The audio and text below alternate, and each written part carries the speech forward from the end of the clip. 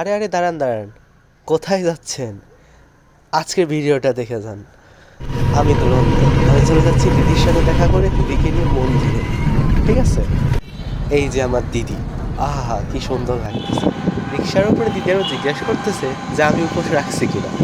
আমার ইনোসেন্ট রিপ্লাইটা শুনেন তাহলে। আমি উপাস করেছিলাম, আমি উপাস ভেঙে দিয়েছি। রাজশাহী শহরে সব থেকে অবাক করা জিনিস হচ্ছে এই রাস্তার জ্যাম। কি অবস্থা! যাই হোক, আমরা সে মন্দিরে অবশেষে পৌঁছে গেছি। আপনারা দেখুন এরপর।